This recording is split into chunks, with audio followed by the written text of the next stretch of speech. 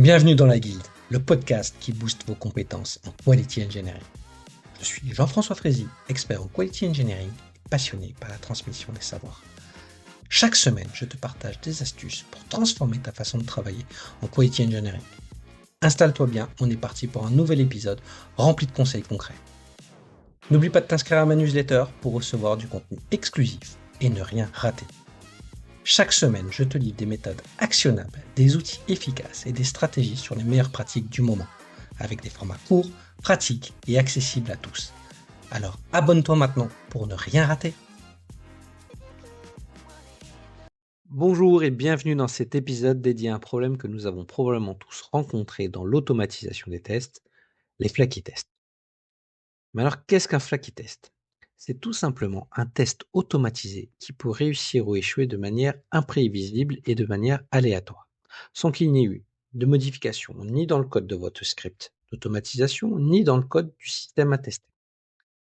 C'est un problème courant, trop courant à mon avis, mais qui est souvent sous-estimé et qui peut miner la confiance dans les tests automatisés et ralentir le déploiement de vos livraisons, mais aussi qui peut mettre à terme à votre projet d'automatisation, tellement il peut y avoir de tests flaky. Donc aujourd'hui, nous allons essayer d'explorer 3 éléments importants: la cause de ces flaky tests, du moins les causes principales, leurs impacts et surtout les solutions pour éviter ou les corriger. Allez, c'est parti. Déjà, revenons sur ce qu'est un flaky test. Donc, un flaky test, c'est un test dont le résultat varie aléatoirement sans modification du code. Donc, par exemple, un test qui un jour passe et le lendemain ne passe pas alors que vous avez rien touché, ni dans l'environnement à tester, ni dans votre script. Donc là, il faut commencer à se poser des questions, surtout quand ça arrive de façon régulière. Cela va générer forcément une perte de confiance dans vos tests automatisés et dans la capacité à mener à bien vos projets d'automatisation des tests. Ensuite, vos équipes vont perdre un temps précieux à investiguer ce qui ressemble à des bugs, mais qui n'en sont pas. Donc enfin, ces flaky tests peuvent masquer de vraies régressions qui ne sont encore ce qui est encore plus dangereux. Donc il faut vraiment prendre, ce problème des flaky tests de façon très importante. Mais quelles sont les causes principales de ces flaky tests? Il peut y avoir de nombreuses causes. Voici pour moi les principales. Le problème peut être lié à l'environnement de test. On peut avoir des dépendances tiers avec des services à appeler, des bases de données partagées, des ressources qui sont partagées, qui vont faire que le système va être soit lent, soit pas disponible au moment où on va appeler tel service. Ce qu'on peut avoir aussi, c'est que l'environnement qu'on a, notamment de nos scripts, on l'a créé sous Windows et notre environnement CI/CD, il est sur Docker et donc Linux, et donc ça ne fonctionne pas exactement de la même façon. Et donc ça, il faut faire attention à tout ce qui est environnement, que ça soit sur le système under test ou sur les environnements qui vont gérer les scripts et les faire tourner. Donc ça, c'est une première cause d'instabilité. Je pense que vous avez tous eu ce problème lorsque vous devez tester à la main, commencer et le login ne marche pas, vous avez une erreur 404. Bah, sur l'automatisation, c'est un vrai frein à la stabilité de l'automatisation et ça rend les tests très flaky. L'autre problème qui est vraiment peut-être le plus complexe à gérer dans certaines situations, c'est les problématiques liées aux jeux de données, où les données de test vont être très volatiles dans le système, dans l'environnement. Donc, soit elles sont disponibles à un moment donné et après on peut plus les réutiliser, ou le système est mis à jour sans qu'on soit mis au courant de manière régulière. Et donc, le test, on peut pas le jouer quasiment à l'infini et ça va être compliqué. Et là, vraiment, c'est le top du flaky parce qu'on est très dépendant et il faut vraiment voir ça comme un prérequis. La disponibilité de l'environnement et des jeux de données, c'est vraiment très important. Ce qu'on peut avoir aussi au niveau du code, du script qu'on peut avoir, c'est qu'on n'a pas forcément toutes les meilleures pratiques de développement. Donc, il faut aussi regarder ça. Ça peut être des problèmes de synchronisation où on gère mal les délais, on gère mal la gestion de certaines attentes et on ne le fait pas de façon assez efficace. Il faut vraiment faire attention à ça. Donc, on peut avoir ces problèmes-là et on peut avoir aussi des problématiques liées à tout ce qui va être euh, design patterns qui sont pas bien utilisés. Du coup, on a du mal à faire bien évoluer nos scripts et les rendre maintenables et ça les rend très fragiles. Donc, il faut vraiment éviter cela. Il faut faire très attention à toutes ces causes-là qui peuvent vraiment être des choses très impactantes. Donc, il ne faut vraiment pas sous-estimer les impacts des flaky tests. Sur la productivité des équipes, tout d'abord, les développeurs vont perdre du temps à diagnostiquer les échecs, et les testeurs aussi. Et ça va créer une frustration énorme qui va dire encore ce test qui déconne, c'est pas ma faute, c'est ci, c'est ça, et ça crée pas quelque chose de très efficace. Sur la qualité des livrables, bah, ignorer ou désactiver des flaky tests, c'est pas top. J'ai trop vu souvent des projets qui disent on a 30% de tests automatiques KO, mais c'est normal. Non, c'est pas normal. Là, il y a un problème dans la stratégie du test automatisé et de la gestion des flaky tests. C'est quelque chose qui crée vraiment beaucoup de bruit et beaucoup de pollution. Et donc, c'est un peu dommage. Il faut vraiment gérer ça. On va avoir un impact très fort sur la collaboration parce que forcément, vu qu'on a une perte de confiance dans les flaky tests, ben, ça peut faire encore plus de tension entre les QA et les développeurs qui vont se rajouter la faute l'un sur l'autre. Oui, mais c'est toi, tu changes toutes les 4 minutes tes locateurs, tu ne me les as pas donnés, on peut pas les gérer. Voilà, ça aussi, j'en ai pas parlé, mais la gestion des locataires, c'est hyper stratégique sur le côté flaky. Il faut vraiment faire attention à cela. Donc, pour essayer de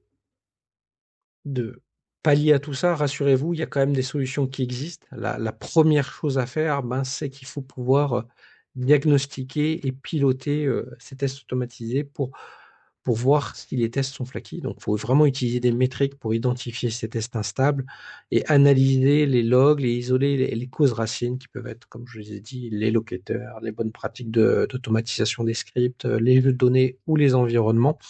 Et ça, il faut vraiment les regarder et les analyser pour prendre les bonnes décisions et travailler là-dessus. Des fois, ça va être, bah oui, euh, on a une problématique de compétences sur l'automatisation, mais il faut fasse monter en compétence tel automaticien qui n'est pas au niveau des autres, et c'est pas grave, c'est des choses qui peuvent arriver.